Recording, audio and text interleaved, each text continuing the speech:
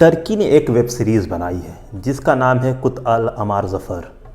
2 season में ये series है जिसमें इराक़ में एक जगह है कुत, उस जगह को वो कैसे जीतते हैं और वहाँ पे मुकाबला बेसिकली उनका हो रहा था ब्रिटिश इंडियन आर्मी से, और किस तरह से ब्रिटिश इंडियन आर्मी के कई जवान टर्की के साथ मिल जाते हैं। तो आम तौर पर जब हम इस चीज़ को देखते हैं तो उसमें ये लगता है कि किसी वजह कर वो उनके साथ चले गए, लेकिन इसमें एक जो सबसे मज़ेदार चीज़ है वो है गदर मूवमेंट, रेशमी रुमाल तहरीक, इंडो जर्मन कॉन्स्पिरेसी। इसका एक बहुत बड़ा रोल है जिस वजह कर ये सिपाही जो इन अंग्रेज़ों की तरफ लड़ रहे थे वो टर्की की जानिब चले जाते हैं।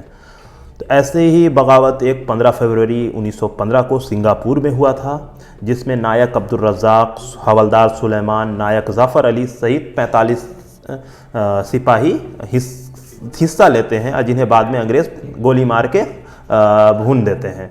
और ऐसी ही एक बगावत 21 जनवरी 1915 को हुआ था जिसमें बलूच रेजिमेंट ने रंगून में बगावत कर दी थी।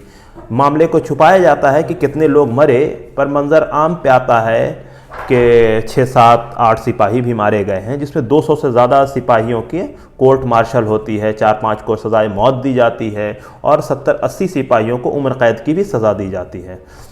और फिर साल 1916 में इराक़ के बसरा में 15वें लांसर ने बगावत कर दी थी, जिसमें दर्जनों सिपाहियों का कोर्ट मार्शल होता है। और फिर साल 1917 में भी मांडला कॉन्स्पिरेसी होती है, जिसमें कई लोगों को, पाठक साहब एक बहुत बड़े क्रांतिकारी थे, उनको भी उसमें फांसी दी जाती है। और इसमें कई लोगों के ऊपर केस चलता है, जिसमें जयपुर के रहने वाले थे मुस्तफ़ा हसन, और फैज़ाबाद के रहने वाले थे अली अहमद, और लुधियाना के रहने वाले थे अमर सिंह। इसके अलावा और भी कई लोग हैं जिनके ऊपर केस चलता है, जिसमें मकसूद्दीन अहमद, गयासुद्दीन अहमद, अब्दुल क़त्तार, नसरुद्दीन और उनकी बेटी रज़िया खातून का नाम है। ये वो लोग हैं जिन्होंने फर्स्ट वर्ल्ड वॉर के दौरान अंग्रेज़ों के ख़िलाफ़ बगावत की थी और टर्की के जानिब और जर्मनी के जानिब से लड़ने लगे थे।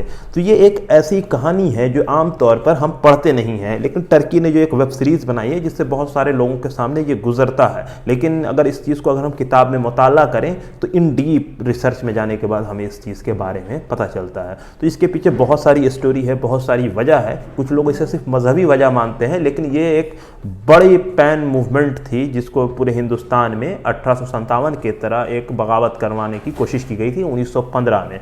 इसमें हमारे क्रांतिकारी बहुत हद तक कामयाब हो गए, लेकिन ये जैसे सिंगापुर का 15 फरवरी 1915 वाला वाक़या, 21 जनवरी 1915 का रंगून का जो वाक़या है, उसके अलावा जो इराक़ का वाक़या है, इसके अलावा जो मांडला का वाक़या है, ये उस नाकामयाब गदर मूवमेंट की कुछ कामयाबी है जिसे हमें आज की डेट में सेलिब्रेट करना चाहिए। आज की डेट में 106-7 साल गुजर गए हैं उन तमाम वाक़यात को, लेकिन हम उन क्रांतिकारियों के बारे में नहीं जानते हैं जिन्होंने अपनी जान को देकर इस मुल्क को आज़ाद कराने की एक अनमोल कोशिश की।